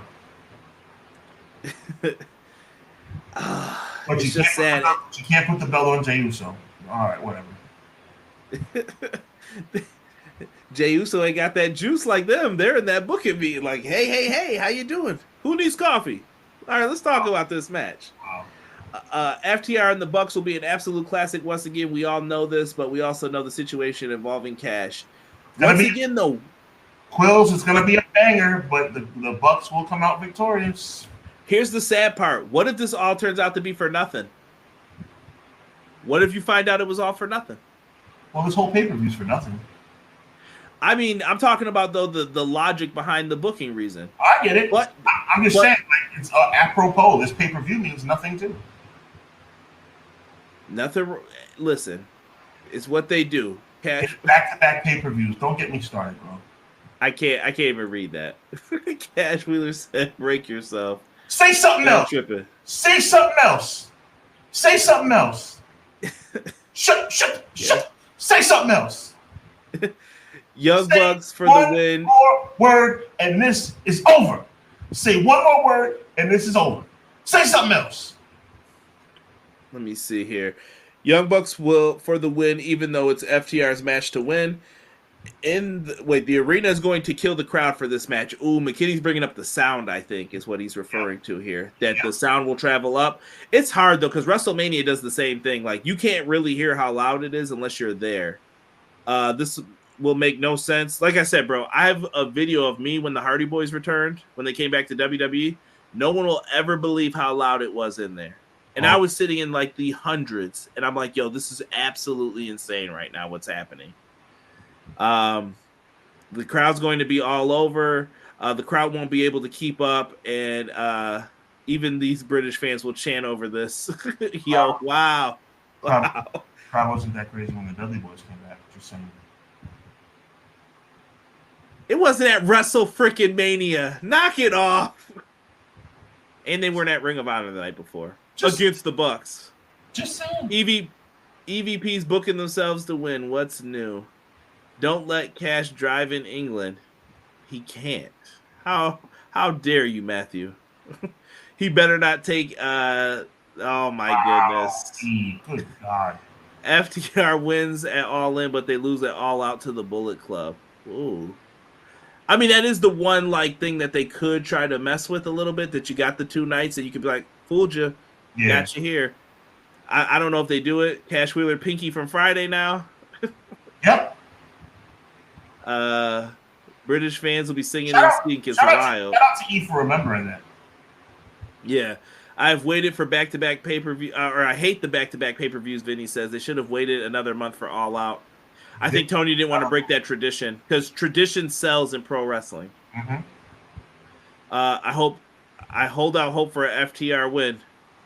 You know what this is? This is all over again. This is 1991. This is me as a, holy crap, a 5-year-old kid watching Survivor Series, watching that Fugazi Hulk Hogan. He tombstoned me on my neck, brother. Watching Hogan lose the title just for them to say, hey, by the way, guys, I know that you asked your mother and father for all their hard-earned money to watch this pay-per-view on Thanksgiving Eve, but this is what I want you to do. I want you to go back and ask them for another $35 to watch 30 this Tuesday in Texas. Need more money. Do you know what my mother said to me? My mother wanted to punch me in the face.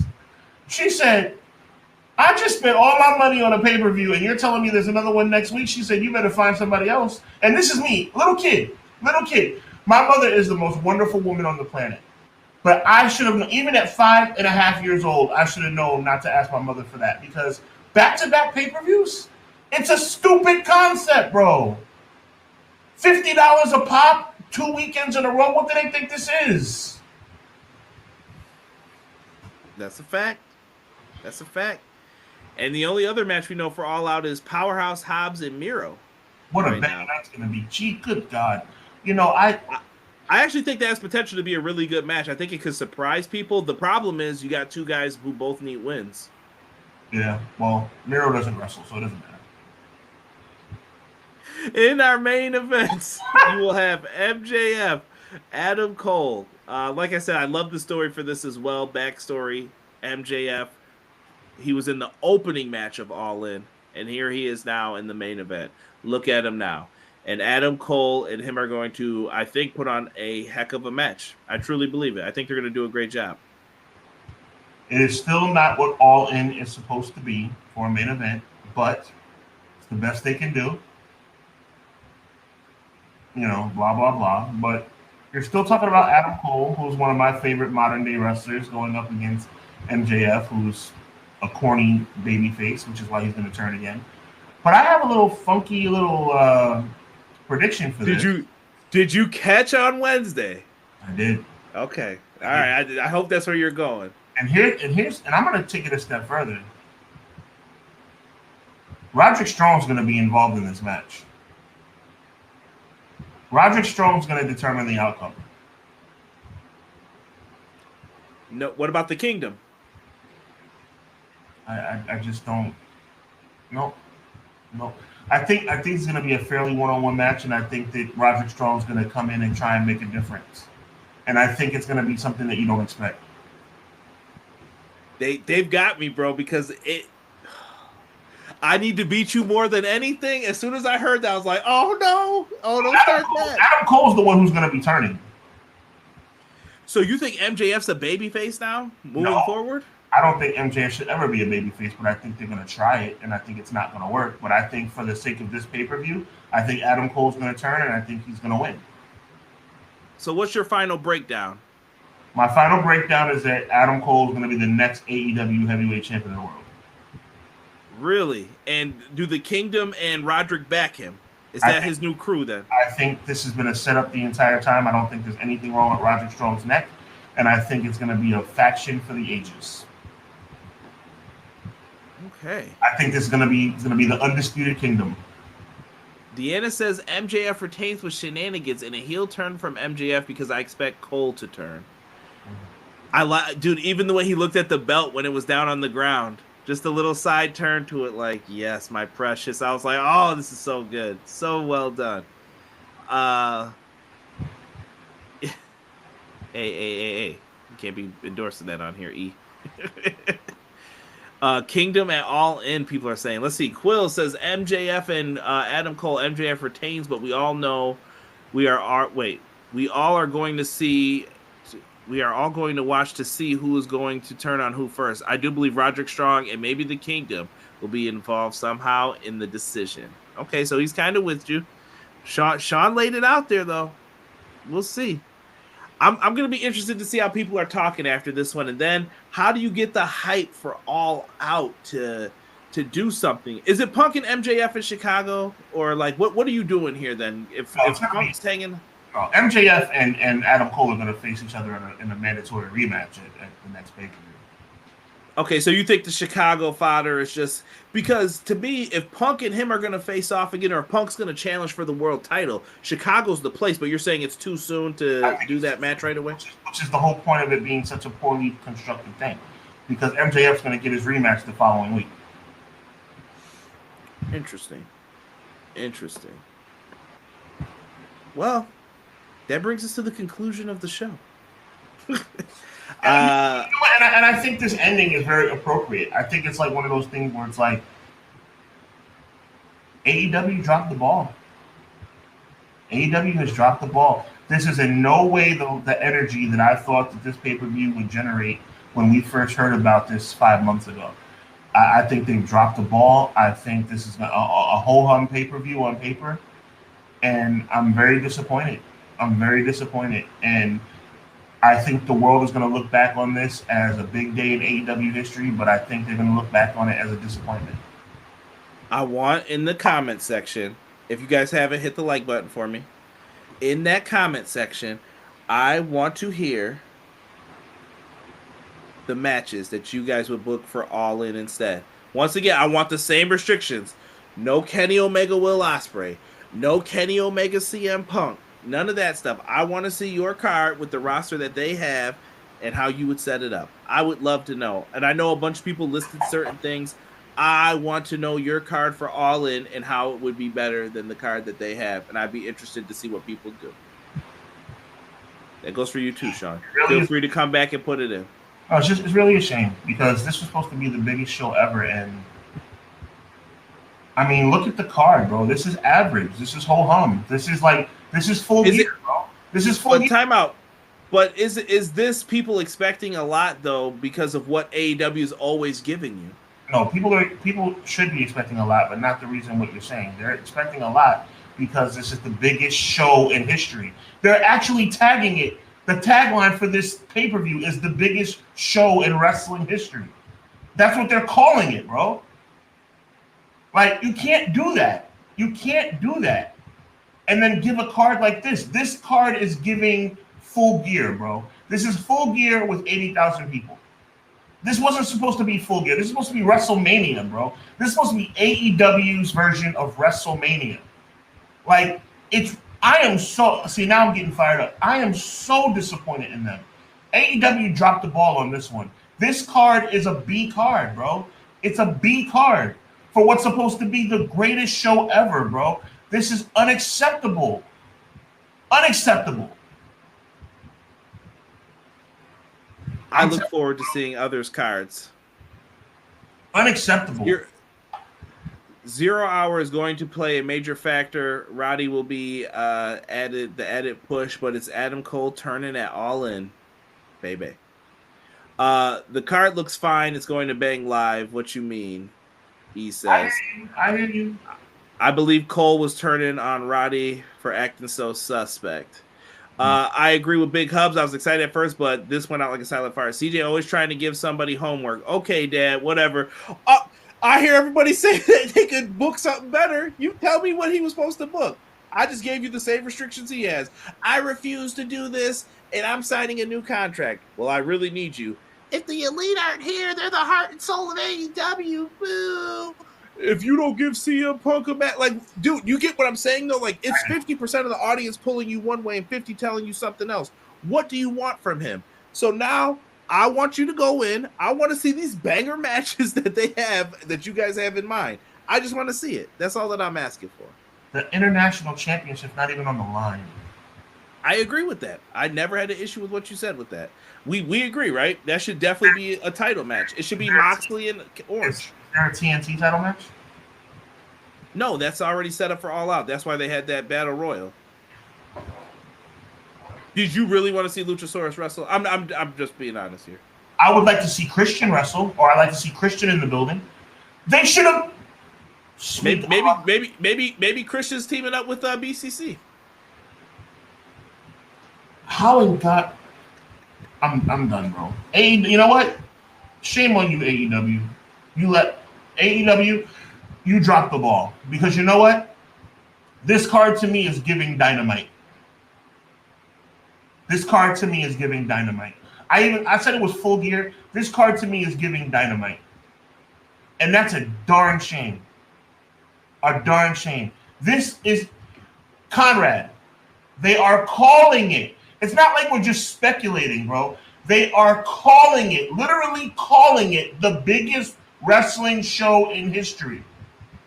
They're calling it that.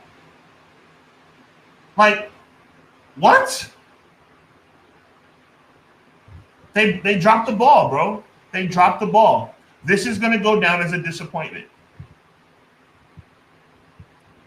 We will see. We will be back next Monday, and it's probably going to be on the docket for conversations to start. Now, I know everybody's excited. We got 5 minutes until Monday Night Raw happens. Gunther versus Chad Gable is going to be on the USA Network at 8 p.m. Eastern Standard Time. Get your hype machines ready. Is the Honky Tonk Man cheering for Chad Gable in his home right now, doing his little song and dance? Who knows? But I won't be watching. This will be the end of Clash of the Podcast for this episode. Me and Sean will be back next week. And then we've got a show to do on Thursday the 31st. Keep your calendars marked for that. It'll be on Hubbard Wrestling Weekly's channel, which is down in the description box below. You can come over, subscribe to the channel, show us some love. We're going to be talking about storylines in pro wrestling. Yep, the horrible storylines. The horrible storylines and questionable booking in WWE. Terrible. More on that. Where is Dolph Ziggler, by the way? Anybody seen Dolph Ziggler? He was on BT.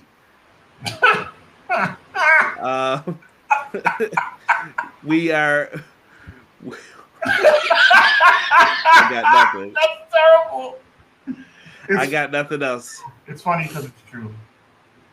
But listen, for myself and Sean, we are going to be out. We will be back next week for Clash of the Podcast.